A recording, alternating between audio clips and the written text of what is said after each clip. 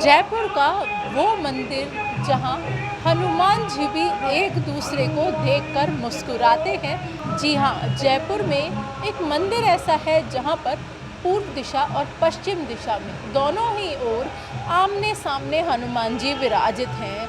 इन मूर्तियों की खास महिमा यह भी है कि जयपुर के हर उतार चढ़ाव को इन मंदिरों ने अपने अंदर समाया है और उस उतार चढ़ाव को देखा भी है।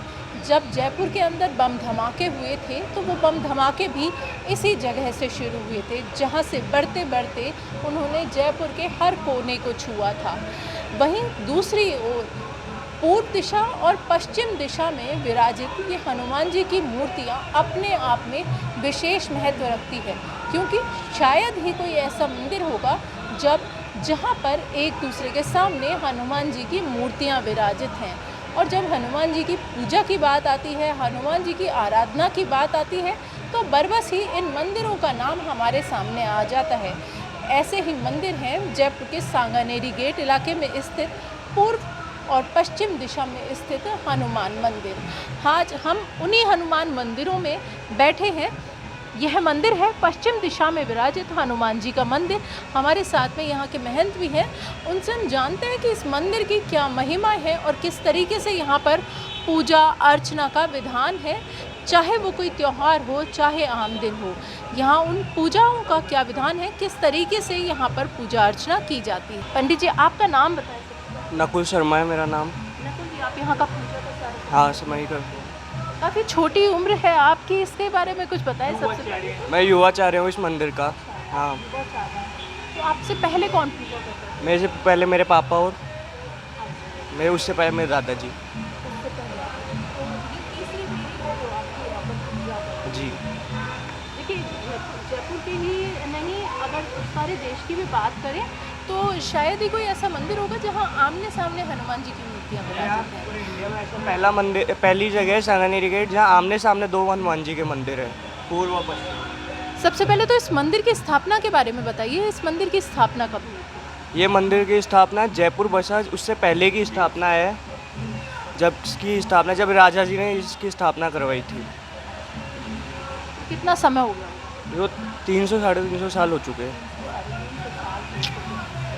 मूर्ति के बारे में भी थोड़ा सा हमें बताइए कि इस मूर्ति की क्या महिमा है, किस तरीके से यहाँ की पूजा होती है। ये मूर्ति रौद्र रूप में है बालाजी के। वीर हनुमान बोला जाता है इन हनुमान जी महाराज को, और इनका गुस्सा रौद्र रहता है इसलिए।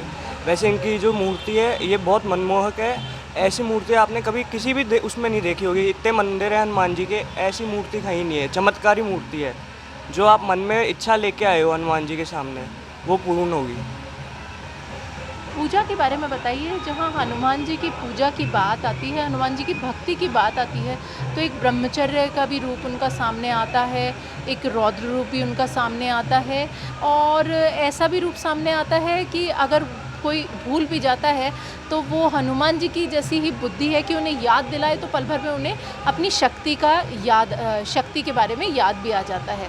तो उस बारे में थोड़ा अगर हम कुछ भी भूल भी जाते हैं, हमारे साथ कुछ भी ऐसा होता है ना जो इनकी इस भक्ति में या इनकी पूजा अर्चना में हम भूलते हैं, वो या तो क्या बोलते हैं हमारे सपने में, या हमारे को ऐसा एहसास करवाते हैं कि तुम ये भूले हो, ये चीज़ करो मेरे लिए। हाँ, तो आपके साथ में भी कुछ ऐसा होता है? ऐसा होता है। अभी मैं कुछ टाइम पहले हम बाबा का श्रृंगार कर रहे थे तो जनेऊ भूल गए थे पहनाना। अब पूरी श्रृंगार करवाने के बाद याद आया जनेऊ कि यार कुछ तो भूल रहे हैं, लेकिन फिर थोड़ी देर बाद फिर याद आया जब हम ऊपर गए कि जनेऊ पहनाना भूल गए। फिर वापस आके श्रृंगार उतारा सारा, फिर जनेऊ पहनाई। जनेऊ का महत्व बताइए हमें कि जनेऊ क्यों पहनाई जाती है हनुमान जी? जनेऊ बालाजी महाराज को इसलिए पहनाई जाती है जिससे यहाँ पे एक इंद्र की वजह से जनेऊ पहनाई जाती है सबको और भगवान को भी, क्योंकि इंद्र ने ब्राह्मणों को, इनको देवताओं को बोला था कि है ना, क्या बोलते हैं, आपको श्राप है कि ये एक एरिया जो अपना लेफ्ट साइड होता है उससे ना खाली नहीं छोड़ सकते तुम लोग। इस वजह से वो जनेऊ पहनाई जाती। तो अगर जनेऊ ना पहनाई जाए तो क्या श्राप है वो? श्राप ये है कि मतलब श्राप तो नहीं है अभी, लेकिन पूजा में वो मानी नहीं जाएगी फिर वो पूजा आपकी।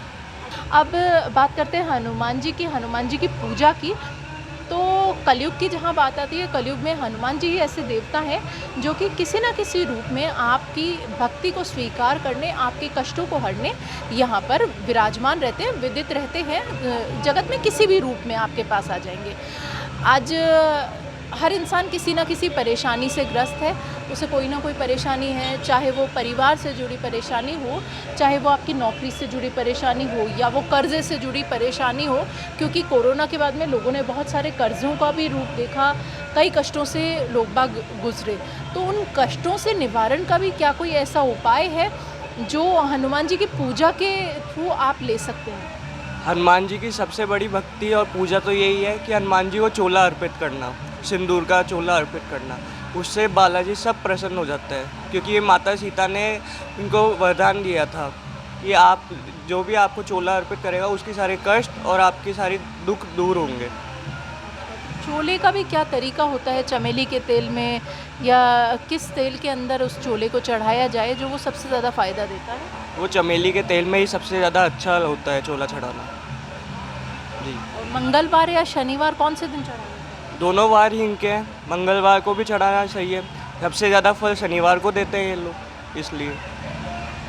अच्छा, अब ये तो रही पूजा अर्चना की बात, चोले की बात कि किस तरीके से भगवान का श्रृंगार किया जाए, उन्हें चोला चढ़ाया जाए। अब बात आती है भगवान के भोग की। हनुमान जी जहाँ सूरज को भी अपने मुंह में लड्डू की तरह से ले सकते हैं, तो एक लड्डू तो उनका प्रिय हो ही गया। उसके अलावा ऐसा क्या भोग प्रिय है हनुमान जी को जो उन्हें चढ़ाया जाता है? वो तो भक्ति के भाव से है, लेकिन ऐसे हनुमान जी को गुड़ चने बहुत पसंद है, गुड़ चने और पान। और कुछ बताइए, आप यहाँ पे पूजा करते हैं, अर्चना करते हैं, भक्त यहाँ पर आते हैं तो क्या क्या परेशानियाँ लेकर आते हैं जिनके बारे में आप उन्हें उपचार बताएं?